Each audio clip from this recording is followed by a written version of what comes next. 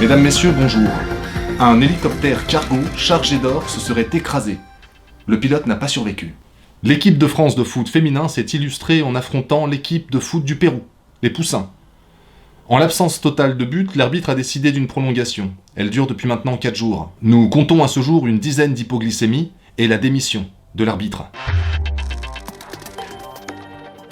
J'ai tué mon père. C'est le jeu à la mode qui enflamme la toile. Jeu qui consiste à tuer son père en live, avec un mode de notation interactive. Au top du classement, nous retrouvons le petit Michel qui a abattu son père froidement de 540 coups de couteau à beurre. L'association féministe pour une transition émancipatrice, PUTE, s'insurge contre ce concept excluant les femmes. Suivi par l'association Airbag et levier de vitesse, représentée par Bernard, cette jeune afro-asiatique 4 fois championne du monde de lancer de nain. Information complémentaire qui vient d'arriver. Nous apprenons à l'instant que l'hélicoptère cargo se serait bien écrasé sur le terrain de l'ancien ministre des Finances, Didier Bandy, qui nous dit être bien surpris. La cargaison sera d'autant plus difficile à récupérer car il s'agit d'un site archéologique. Un homme écroué pour meurtre. En effet, il a violé sa victime avant de l'enterrer, puis la déterrer pour la violer de nouveau. Il va ensuite la découper pour violer les morceaux.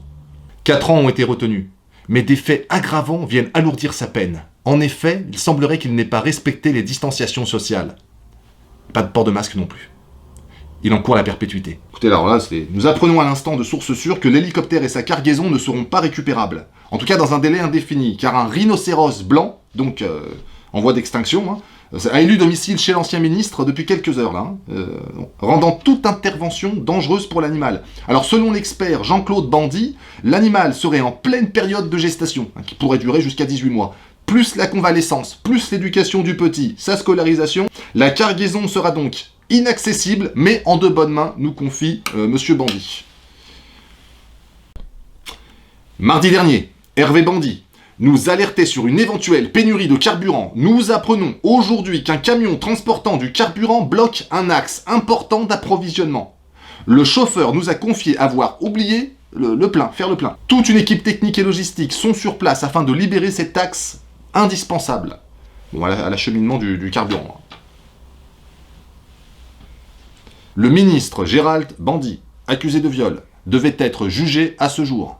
C'est un concours de circonstances, nous dit-il. Je ne m'attendais pas à me retrouver dans un bouchon à cause d'un fichu camion.